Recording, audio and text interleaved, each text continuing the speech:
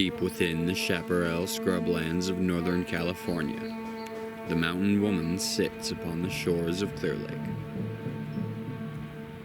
300,000 years ago, pyroclastic material ejected from the mountain rained from the skies and came to form the many cinder-cone peaks of Mount Konocti, obscuring from man beneath layers of rubble the many entrances into its main magma chamber. Until, sometime in the last 11,500 years, local Pomo discovered an entrance into the mountain. This is the exciting story of the exploration and rediscovery of these entrances into the Zenith Gate. My name is Sundog, and this is Konocti, Mountain of Mystery.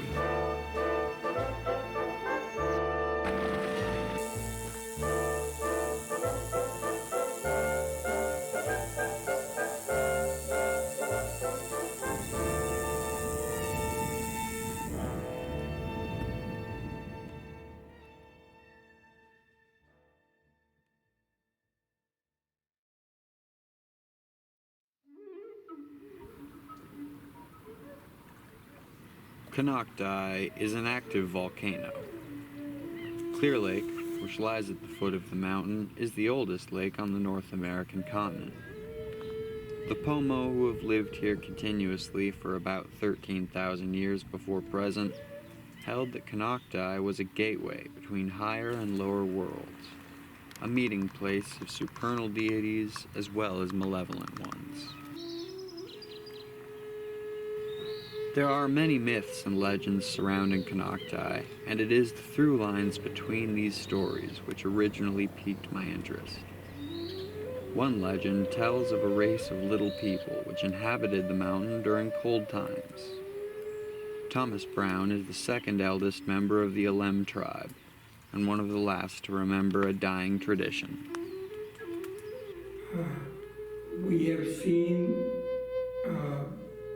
people look like of Chinese descent that were very, very short people that lived in some of these caves. They were blind, and they would fish. I mean, they would get water. They would get fish out of the water and go back up into the caves. I don't know what language they spoke or what were they saying.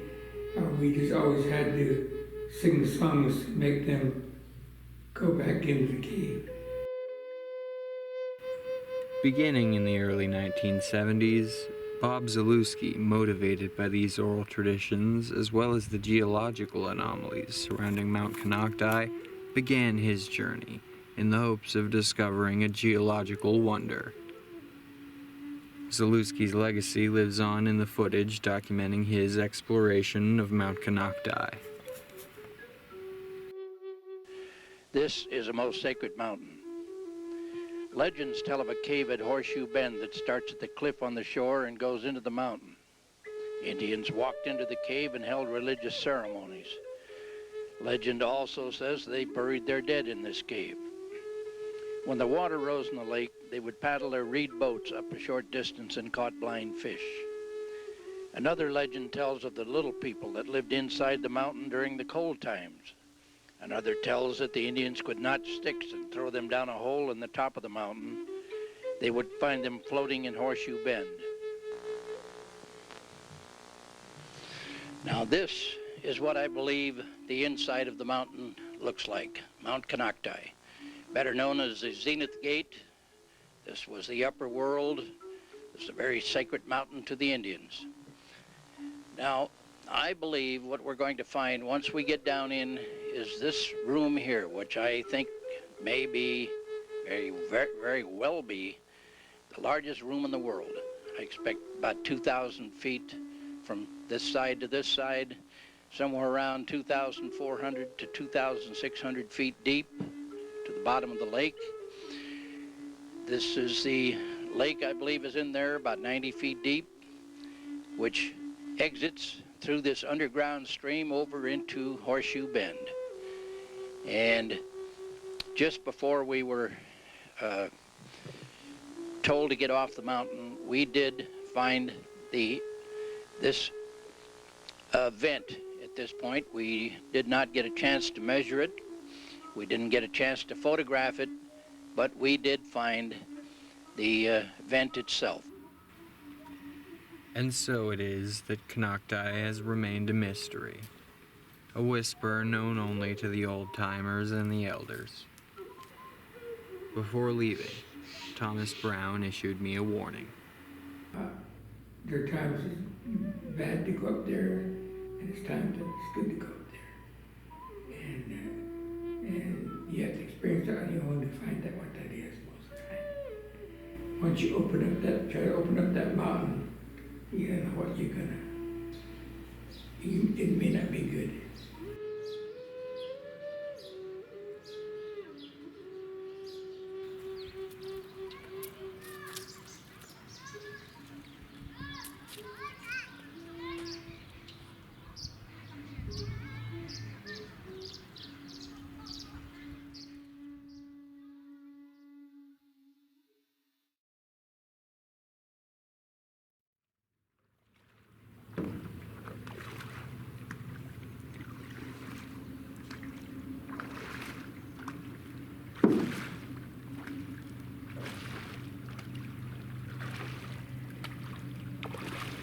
The first of my days spent scrubbing the shoreline of Clear Lake were met with an abundance of natural beauty. Tule clusters stake their claim between sulfur-stained boulders in these volcanic coves. Underneath, sulfur dioxide gas seeps from vents deep below the lake bed. The larger of these vents mark the location of the last phreatic episode, as well as the likely stage for the next series of violent eruptions.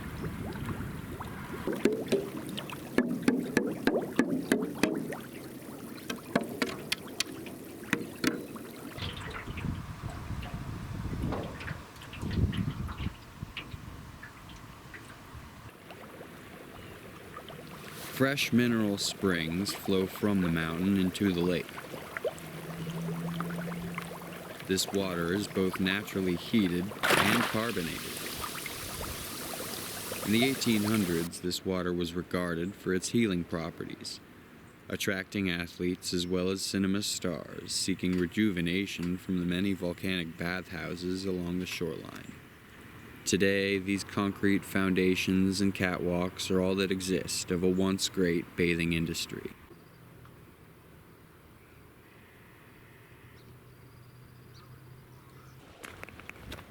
For as long as I've known the lake, I've heard many descriptions of an unknown creature or species which inhabits the lake. Although the only monster I've personally seen are the invasive species of carp, known to grow above 6 feet, the notion of an ancient fish that inhabits the bottomless lake is an all too common one among the hearts of locals. Out in the middle of the lake, there's places where they have not found the bottom. Underwater tunnels that go from Blue Lakes to Clear Lake. With all the bait fish and all the habitat, I would say that have like washed ashore from underneath Konocti Harbor. There's I guess there is an underwater tunnel that leads to the base of that, and there's been some dead fish with no eyes that have washed up there. Yeah. This folklore may have its origin in Pomo legend regarding the origin of the mountain. The tale of the griffin is as follows.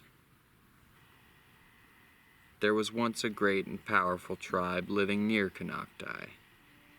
One day, the tribe was visited by a strange man, a traveler who they took in and cared for. The natives remarked that they had never seen someone so pale in their lives. The daughter of the chief of this tribe fell in love with the man and wished to marry him. But one day the man disappeared, causing the grieving would-be bride to walk the shores of Clear Lake in the form of a white doe, painfully awaiting his return. One evening, as twilight gleamed through the Tule groves, a pack of coyotes gained sight of this princess, chasing her into the depths, where in her agony she drowned, causing the Great Spirit to take the name of a tremendous fish. This fish was said to be over 100 feet long, and though its eyesight was not good, its hearing was quite acute. It was also held that Clear Lake was connected to the Blue Lakes region via underground passageways. This fish would travel in between Clear Lake and the Blue Lakes, returning only to warn of calamity, preceding the shaking of the earth or the eruption of Mount Konocti. This legend continues the theme of the hollow mountain that is maintained even through the name Konocti, which is a compound of the Pomo words for mountain and woman, suggesting the grand womb of the mountain may have been known since antiquity or before. The devilfish, as it is also known, is sometimes described as an oversized catfish. Reported sightings of this creature have been semi-frequent, beginning with accounts from the local Pomo and continuing through the 1800s. In the late 90s, Lyle Dyslin, a local fisherman, claimed that in October, while fishing Horseshoe Bend, a creature rose from the depths and swallowed his retriever whole. To his eye, the beast was similar to a catfish, and described as above 200 pounds. Whatever lurks within Clear Lake, its privacy is aided by the ancient murky waters, and the possibility of unmapped volcanic vents shrouded beneath the thick mud of the lake bed.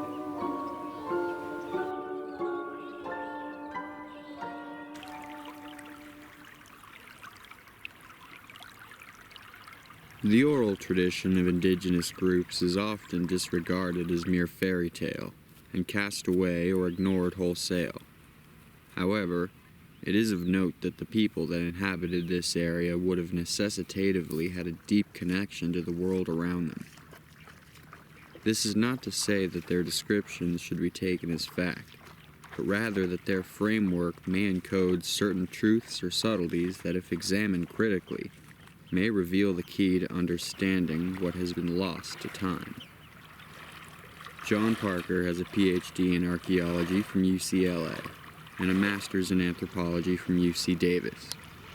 Mr. Parker has been conducting archaeological expeditions in and around the Clear Lake Basin for over 50 years.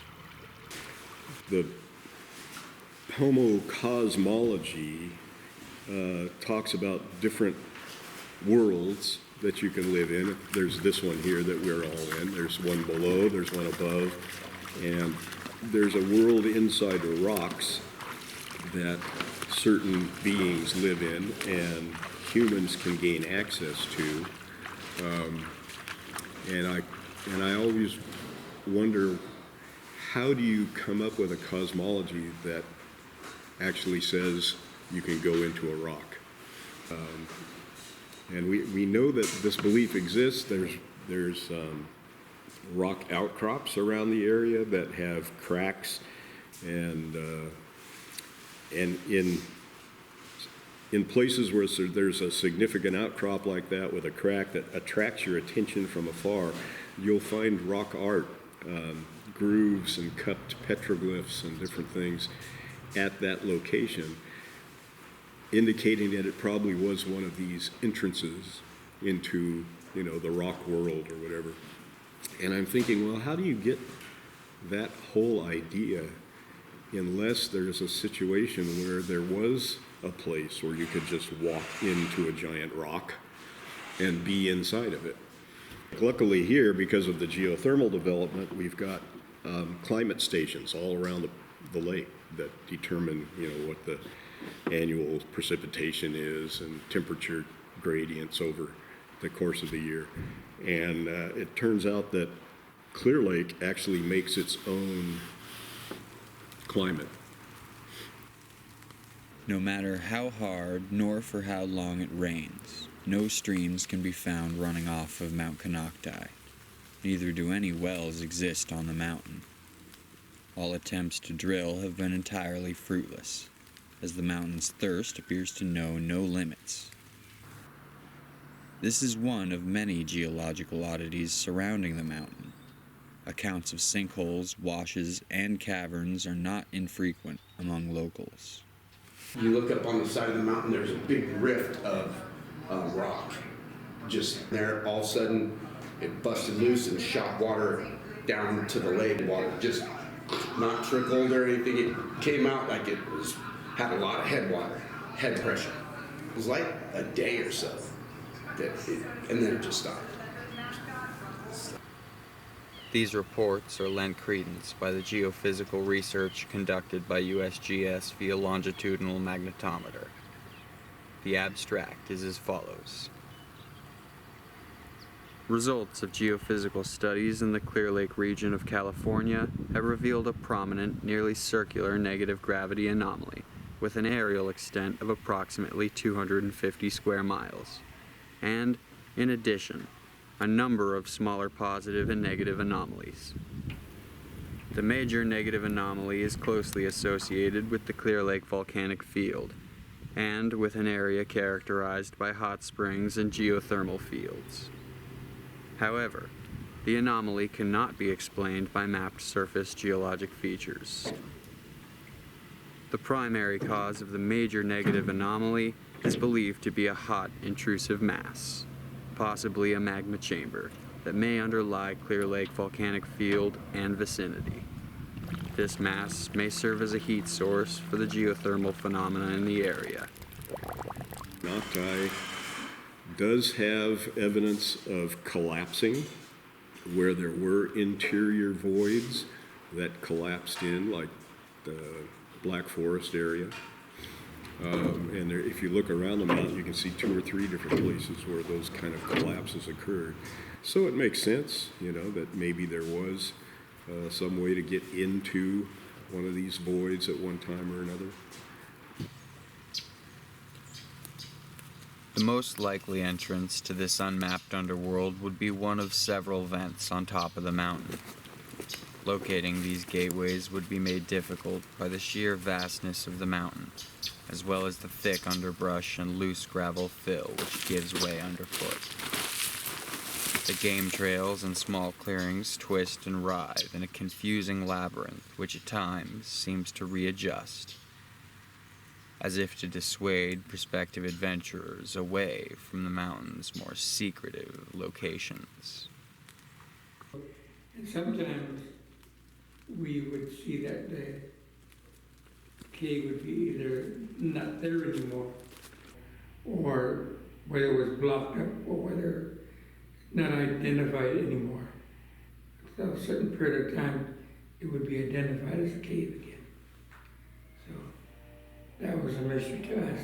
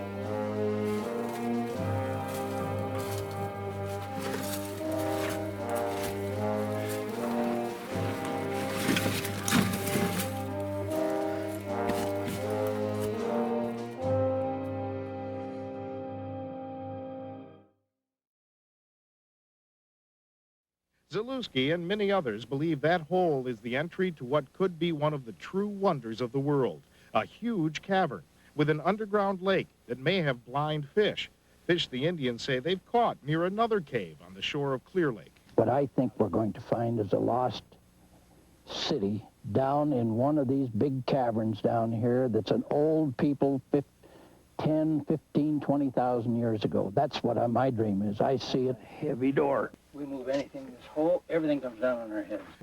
It's here. All the old pioneers in town, they know it's here. They've heard these stories for generations. You're so close. Yeah, we're close. Disappointing. We decided we'd have to do a different approach to the mountain. And of course, just on up above this, why we have the sinkhole. And that's what you're looking at now is a sinkhole. And according to our geophysicist, Jerry Nelson, he said the only reason you get a sinkhole because down underneath there's a void of some sort that the fill or the dirt in this sinkhole can run down into. Look at those water courses. And then all of a sudden they disappear, and down below, no sign of water at all. An old 1940s photograph that the military took shortly after the mountain had burned down, over toward the right, almost just below dead center up and down, is a square. We believe it's made out of flagstone, about 3 feet high, and from the figures that we've got, we figured that from that altitude, what we see here is about a 40-foot square, and you can see a black center, a white around that, and then you see petals, and I call it the daisy. Now, just what this is, we are not sure. Look at this carving. The rock itself is so desiccated it has almost disappeared. If the sun isn't just right, you can't even see this, but it is a hexagon with sun lines carved into it. In every direction we go, we get a bullseye magnetic low, about 12 feet in diameter. The magnitude of the negative anomaly here is too great to be anything else. There's nothing in the local geology that should change that fast that would produce a 12-foot bullseye.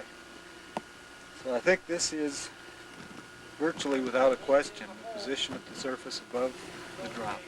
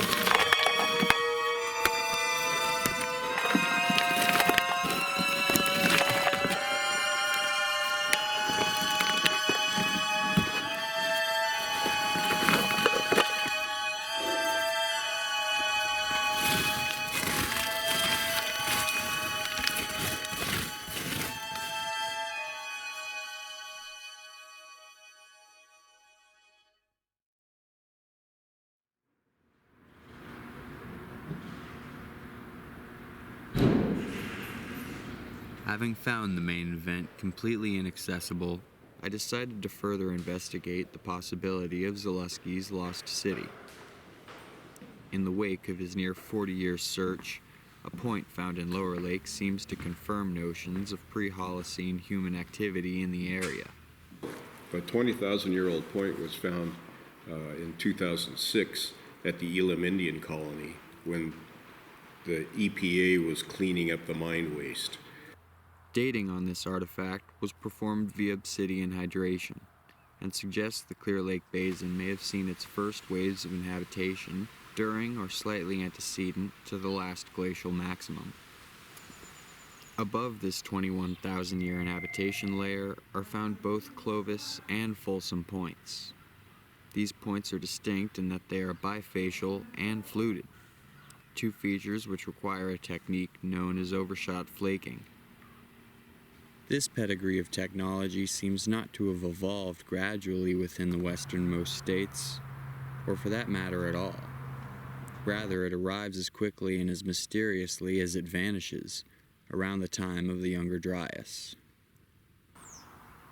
Within a mile of these points, ancient remains were unearthed along the shoreline of Clear Lake. This find, often referred to as Borax Lake Man or Stone Hatchet Man, is believed by many in the area to be the oldest remains in the western states. The archaeologist who discovered this site concluded that several artifacts could be dated to at least 48,000 years before present.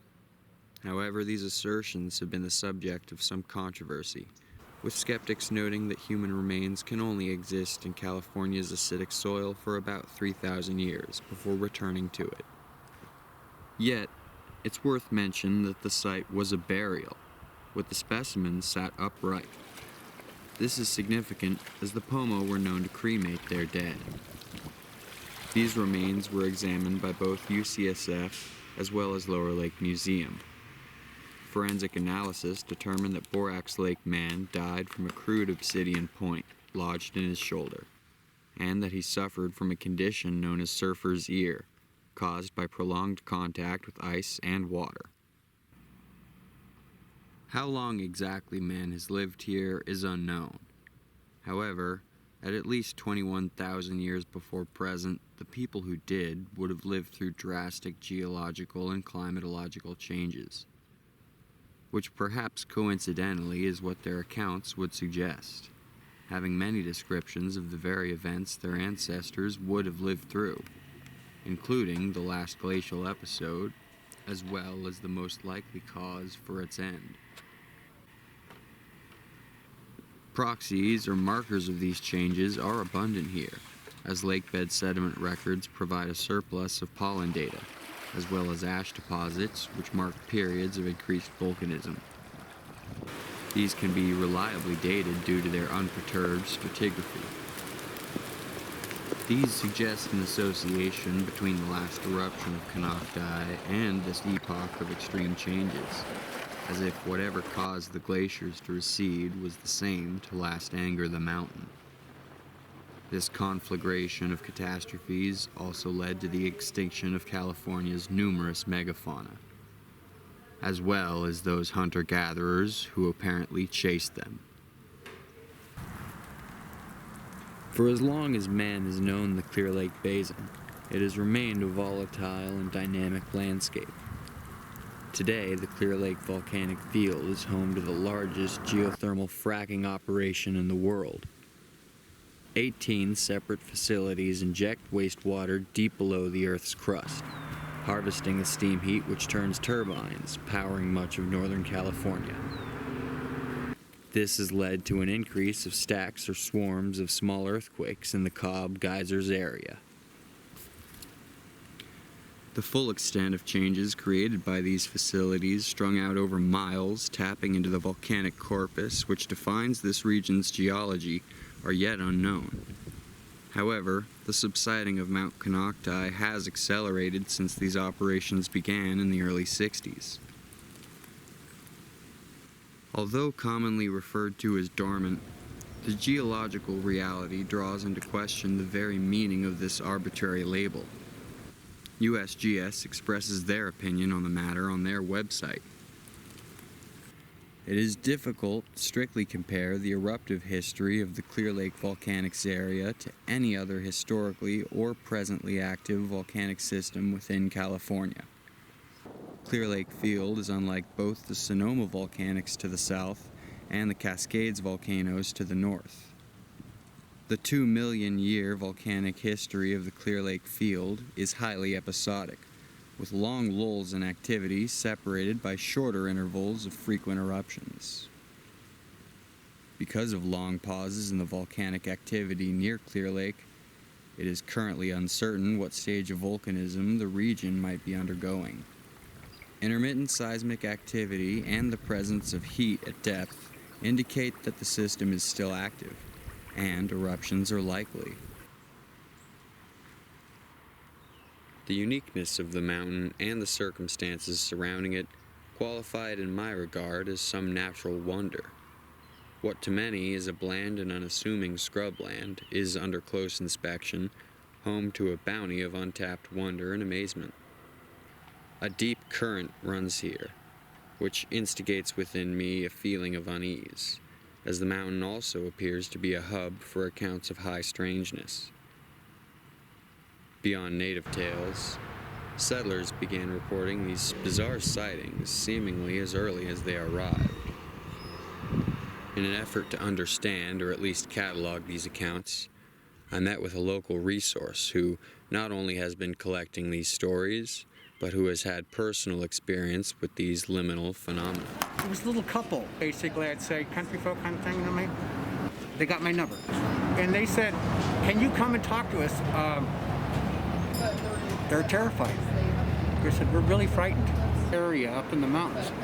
And they said, we've seen things going on there that are really, they said, we keep seeing all kinds of weird lights.